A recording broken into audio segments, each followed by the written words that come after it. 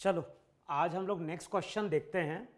अब ये next question है, इसमें बेसिकली तीन कॉन्सेप्ट यूज होंगे। एक तो कॉन्सेप्ट यहाँ पे लगेगा वर्क एनर्जी थ्योरम का, दूसरा कॉन्सेप्ट लगेगा यहाँ पे किसका, सर्कुलर मोशन का, और तीसरा कॉन्सेप्ट लगेगा वहाँ पे किसका, इलेक्ट्रोस्टैटिक का या फिर इलेक्ट्रिक फील्ड का। अच्छा, क्वेश्चन में क्या बोल रहा है? क्वेश्चन में बोल रहा है a positively charge small disc is released on the top of a fixed hemispherical frictionless dome in presence of a uniform horizontal electric field. If the disk leaves the dome after an angular displacement of theta equals to sine inverse 3 by 5, find the ratio of gravitational and electrostatic force on the disk. Assume that the dome does not exhibit any electrical property. तो question में क्या बोल रहा है? Question में बोल रहा है यहां पे कि हमारे पास एक ये हेमिस्फेरिकल डोम है। अच्छा, ये जो हेमिस्फेरिकल डोम है इसको हमने प्लेस किया है ग्राउंड पे, और क्वेश्चन में भी गिवन है कि जो भी हेमिस्फेरिकल डोम है, ये हेमिस्फेरिकल डोम यहां पे क्या है, फिक्स्ड है। अब इस डोम के ऊपर हमने टॉप पे क्या किया है, इस डोम के टॉप पे हमने क्या किया है, एक पार्टिकल या डिस्क को लाके वहां पे प्लेस किया है। अच्छा, जो भी डिस्क है, डिस्क को हमने कुछ चार्ज दिया है। तो मान लो जो भी डिस्क है, डिस्क का चार्ज कितना है, Q। मान लो डिस्क को चार्ज दिया है Q, डिस्क का मास कितना है, M। साथ में वहां पे क्या बोल रहा है कि यहां पे अप्लाई की गई है इलेक्ट्रिक फील्ड भी। तो क्वेश्चन में क्या बोल रहा है, जो भी डोम है, डोम के ऊपर एक पार्टिकल रखा है, पार्टिकल का मास है, साथ में पार्टिकल का चार्ज है। अब यहां पे हमने पार्टिकल को रखा है, साथ में इलेक्ट्रिक फील्ड भी हमने क्या कर दी है, स्विच ऑन कर दी है। तो पहला कॉन्सेप्ट हमें क्या ध्यान रखना है, जिस डायरेक्शन में इलेक्ट्रिक फील्ड होती है उस डायरेक्शन में पॉजिटिवली चार्ज पार्टिकल क्या करता है, फोर्स एक्सपीरियंस करता है। तो हमें यह ध्यान रखना है इलेक्ट्रिक फील्ड के कारण फोर्स कितना बनेगा। तो जो इलेक्ट्रोस्टैटिक फोर्स आएगा वो आएगा कितना, Q इंटू E। अब क्वेश्चन में किसका रेशो कैलकुलेट करना है, हमें रेशो कैलकुलेट करना है क्वेश्चन में mg ग्रेविटेशनल फोर्स, और दूसरा वहां पे किसका, इलेक्ट्रोस्टैटिक फोर्स का। इन दोनों का रेशियो हमें क्या करना है, कैलकुलेट करना है। तो मैंने क्या बोला, एक तो यहां पे इलेक्ट्रिक फील्ड का कॉन्सेप्ट लगेगा, दूसरा कॉन्सेप्ट यहां पे लगेगा किसका, सर्कुलर मोशन का। अब जो भी पार्टिकल है, ये पार्टिकल सर्कुलर पाथ पे चलता है, और किसी टाइम पे ये पार्टिकल वर्टिकल से थीटा एंगल जब टर्न कर जाता है, तो उस पर्टिकुलर एंगल पे ये वहां पे क्या करता है, उस डिस्क, ये जो डिस्क है वो इस डोम को क्या कर देती है, छोड़ देती है। तो सबसे पहले हमें क्या देखना है, क्वेश्चन में एंगल दिया है साइन थीटा 3/5 है, और साइन थीटा अगर 3/5 है तो कॉस थीटा वहां पे 4/5 होता है कि नहीं होता है। अब दूसरा कॉन्सेप्ट हमें किसका यूज करना है, दूसरा कॉन्सेप्ट हमें यूज करना है किसका, सर्कुलर मोशन का। हमें मालूम है जब तक ये पार्टिकल सर्कुलर पाथ पे चलेगा तब तक इसके ऊपर नॉर्मल लगेगा, mg लगेगा, और साथ में क्या लगेगा, इलेक्ट्रोस्टैटिक फोर्स लगेगा। लेकिन जिस टाइम पे वो कांटेक्ट छोड़ने जा रहा है उस टाइम पे नॉर्मल हमें क्या करनी है, जीरो करनी है। तो अभी अगर तुम फ्री बॉडी डायग्राम ड्रॉ करोगे तो एक तो यहां पे एंड शो करोगे, दूसरा यहां पे mg शो करोगे, तीसरा यहां पे इलेक्ट्रोस्टैटिक फोर्स QE। अब ध्यान रखना, ये एंगल थीटा है तो ये एंगल भी कितना है, थीटा।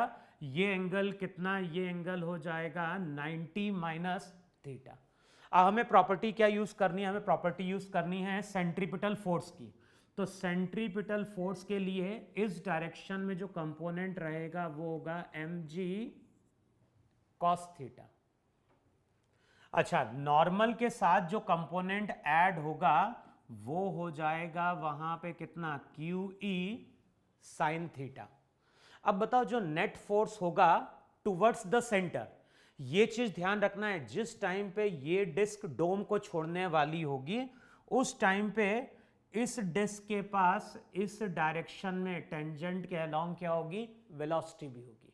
तो अब सबसे पहले हम क्या करेंगे, नेट फोर्स देखेंगे टुवर्ड्स द सेंटर, और net force toward the centre क्या हो जाएगा, वो हो जाएगा mg cos theta minus n, minus क्या हो जाएगा, माइनस हो जाएगा QE sin थीटा।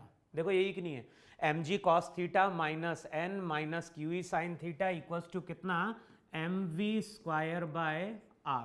और हमें मालूम है जिस टाइम पे बॉडी कांटेक्ट छोड़ रही है उस टाइम पे नॉर्मल क्या हो जाएगा, उस टाइम पे नॉर्मल हो जाएगा 0।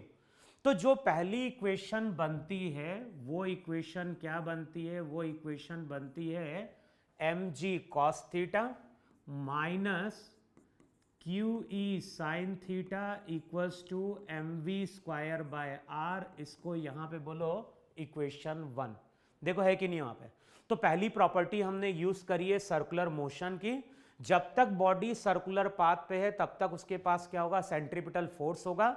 जिस इंस्टेंट पे वो कांटेक्ट छोड़ने जा रहा है उस इंस्टेंट पे हम नॉर्मल को क्या कर देंगे, 0 कर देंगे। अच्छा, अब दूसरा कॉन्सेप्ट, तीसरा कॉन्सेप्ट क्या लगेगा, फोर्सेस कंजर्वेटिव है, तो या तो हम एनर्जी को इक्वेट करें या फिर हम यहां पे यूज करें वर्क एनर्जी थ्योरम। तो अगर यहां पे हम वर्क एनर्जी थ्योरम को यूज करते हैं, अब देखो अगर वर्क एनर्जी थ्योरम को यूज करने जाओगे तो वर्क किस किस ने परफॉर्म किया है। तो यहां पे हम क्या बोलेंगे, यहां पे हम बोलेंगे तो वर्क परफॉर्म किया है ग्रेविटी ने, दूसरा वहां पे वर्क परफॉर्म किया है किसने, इलेक्ट्रिक फील्ड ने। तो एक तो ग्रेविटी का वर्क है, दूसरा इलेक्ट्रिक फील्ड का वर्क है, नॉर्मल का वर्क वहां पे 0 है। Work done by all the forces किसके बराबर है, ये बराबर है चेंज इन काइनेटिक एनर्जी के। अब मैं मान के चल रहा हूं कि तुम लोगों का वर्क का कॉन्सेप्ट वहां पे क्या होगा, क्लियर होगा। हमें मालूम है mg फोर्स की बात करें या इलेक्ट्रोस्टैटिक फोर्स की बात करें, ये दोनों ही फोर्स क्या हैं, कांस्टेंट है। और फोर्स अगर कांस्टेंट होता है तो वर्क डन को हम डायरेक्टली लिख सकते हैं फोर्स इनटू उसी डायरेक्शन में पार्टिकल का डिस्प्लेसमेंट। तो अब इसको मैं डायरेक्ट यूज करने जा रहा हूं, और मैं कैसे यूज कर रहा हूं, जब ये चार्ज पार्टिकल यहां से यहां पहुंचेगा तो बेसिकली ये x के अलोंग कितना मूव कर गया, x मूव कर गया, और x की वैल्यू क्या हो जाएगी, sine theta equals to x by r. तो x की वैल्यू चेक करो, r साइन थीटा है 3/5। बताओ ये x होगा कि नहीं होगा वहां पे।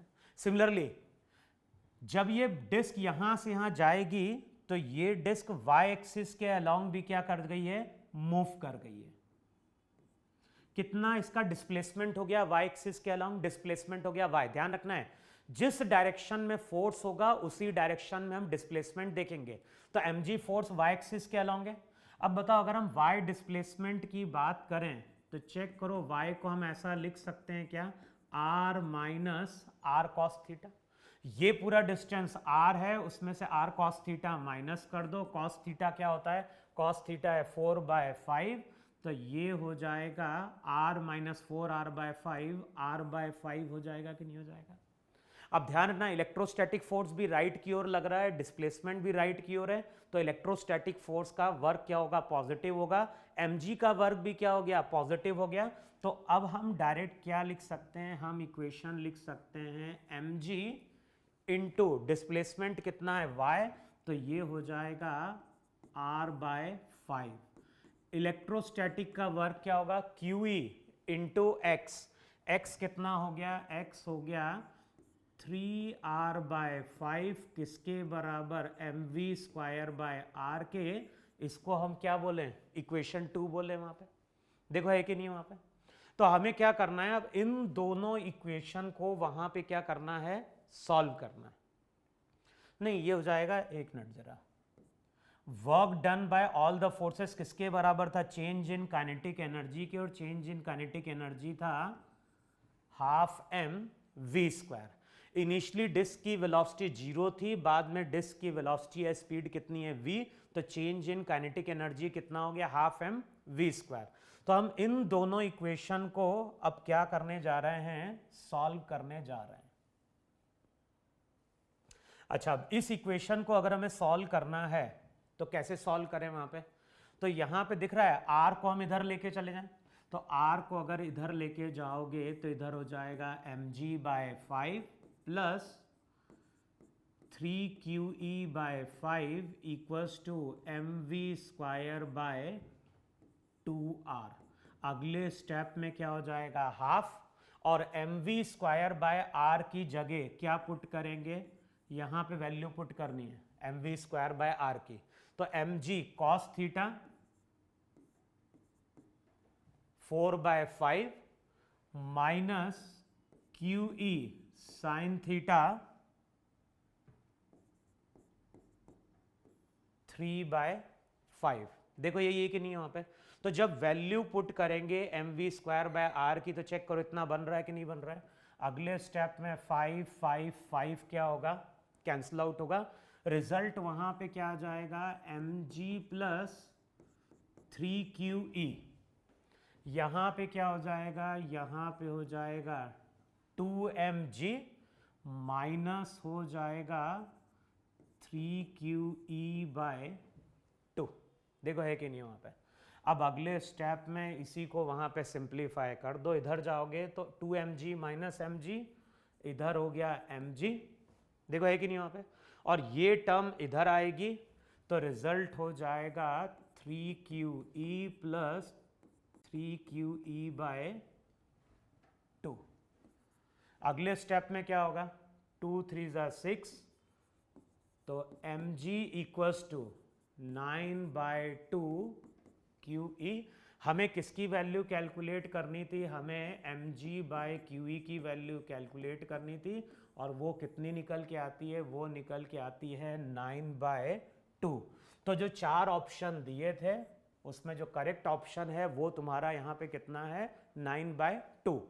तो यहाँ पे मैंने एक कॉन्सेप्ट यूज किया इलेक्ट्रिक फील्ड का, दूसरा कॉन्सेप्ट हमने यूज किया है सर्कुलर मोशन का, जिस टाइम पे कोई पार्टिकल छोड़ने वाला है या छोड़ रहा है उस टाइम पे हम नॉर्मल को क्या कर देते हैं, जीरो कर देते हैं। और तीसरा कॉन्सेप्ट मैंने यूज किया है यहाँ पे किसका, वर्क एनर्जी थ्योरम का।